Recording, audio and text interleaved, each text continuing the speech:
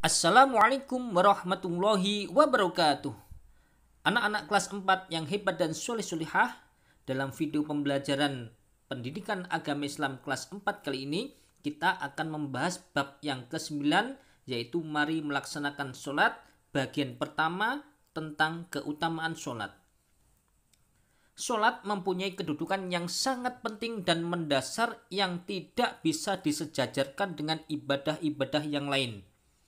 Sholat harus dilaksanakan dengan khusyuk dan ikhlas, yaitu memusatkan pikiran, hati, dan gerakan hanya kepada Allah Subhanahu wa Ta'ala, sehingga kita akan mendapatkan keutamaan tersebut dan dapat tercermin di dalam perilaku kita sehari-hari.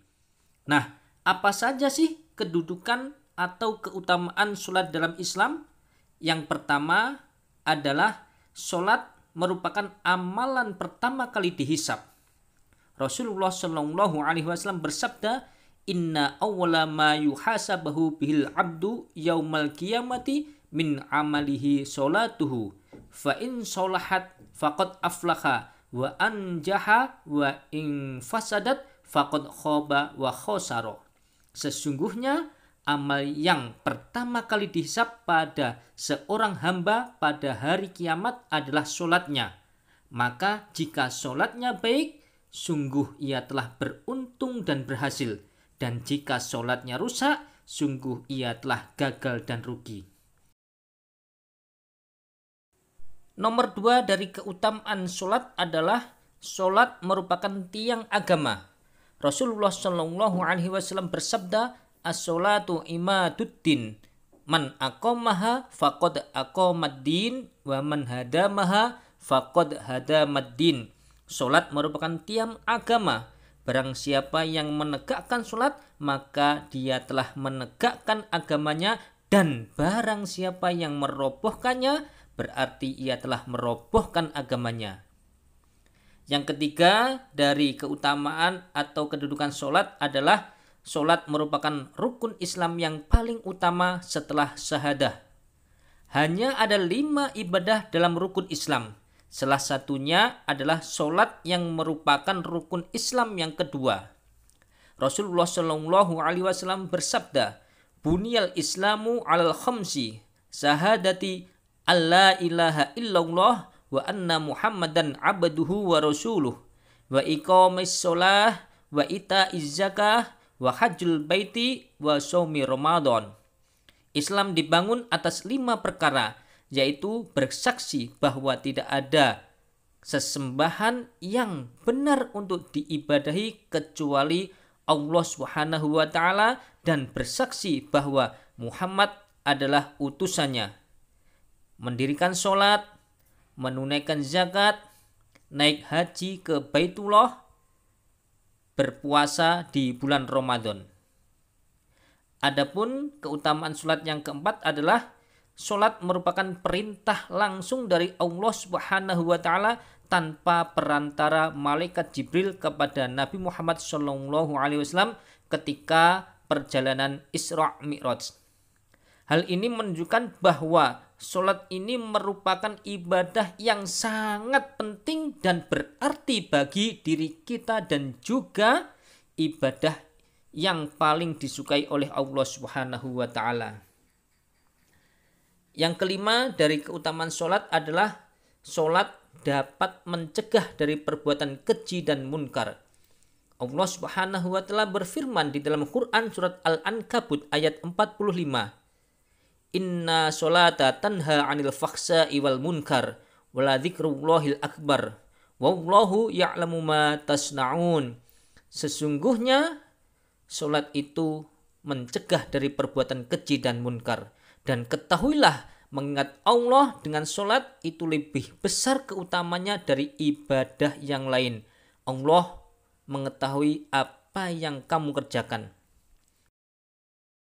Berikutnya, keutamaan sholat yang keenam adalah sholat sebagai pengingat kita kepada Allah Subhanahu wa Ta'ala.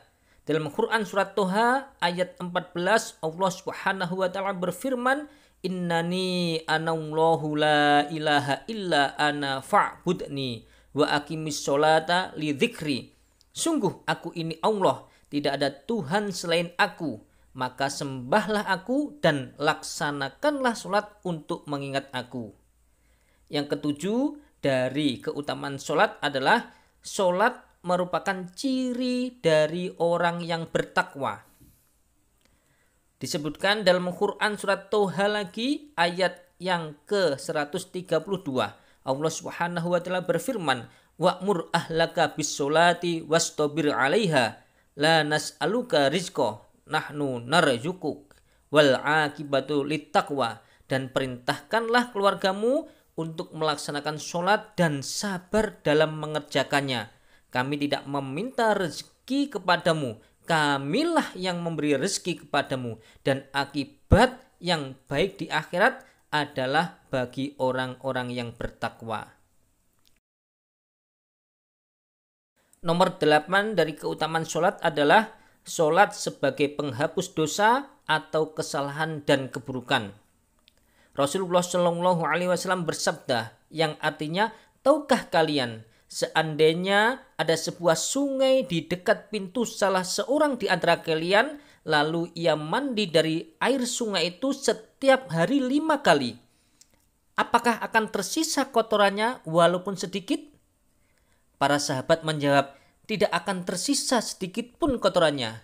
Kemudian Rasulullah Shallallahu Alaihi Wasallam bersabda, maka begitulah perumpamaan sholat 5 waktu. Dengannya Allah menghapuskan dosa. Hadis riwayat Bukhari dan Muslim. Disebutkan lagi di dalam salah satu hadisnya, Rasulullah Shallallahu Alaihi Wasallam bersabda, as-sholatul khamsu wal jumu'atu ilal jumu'ati kafaratu lima bainahunna malam tughsal kabair.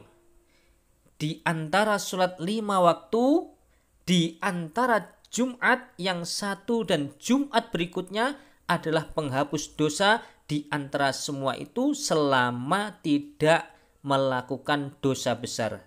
Hadis riwayat Muslim. Berikutnya keutamaan sholat yang ke-9, sholat sebagai pembeda antara muslim dan kafir. Inna bainar rajuli wa bainas syirki wal kufri tarkas sholah. Sesungguhnya batas antara seorang dengan kemusyrikan dan kekafiran adalah meninggalkan sholat.